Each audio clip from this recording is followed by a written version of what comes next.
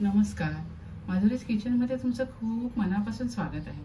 मी आज तुम्हाला आवळ्याची छान अशी चटकदार चटणी करून दाखवणार आहे. सध्या बाजारात आवळे खूप छान येतात आणि आवळा हा कुठल्या स्वरूपात खा, चटणी खा, मुरंबा खा, औषधी गुणधर्म त्यात आहेतच.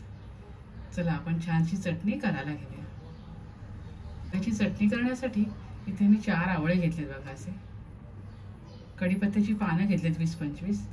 थोडं ओलं खोबरं घेतलेलं आहे. कोथिंबीर घेतली आहे.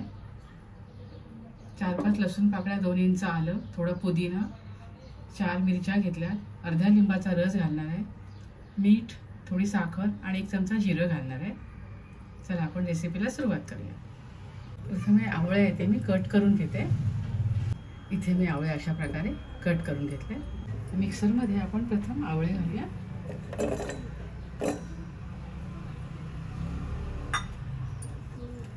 कोथिंबीर घालूया, पुदिना घालूया,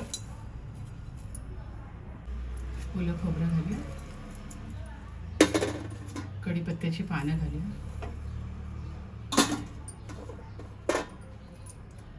5-6 लसूण पाकळ्या आणि 2 इंच आलं, 4-5 हिरव्या मिरच्या, चमचाभर साखर घालूया, जिरं घालूया आणि लिंबाचा रस घालूया. अर्धा लिंबू घेतले.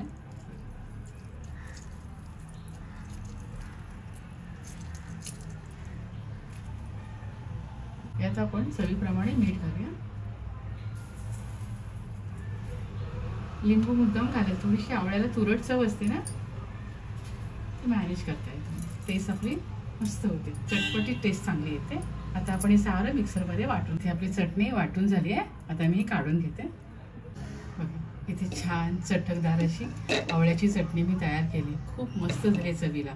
अशी चटणी असेल ना तर जेवणाची लज्जत नक्कीच वाढेल.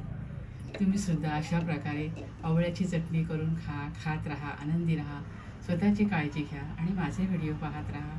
शेअर करा, लाईक करा, आठवणीने सबस्क्राईब करा आणि माझे व्हिडिओ पाहिल्याबद्दल खूप खूप धन्यवाद.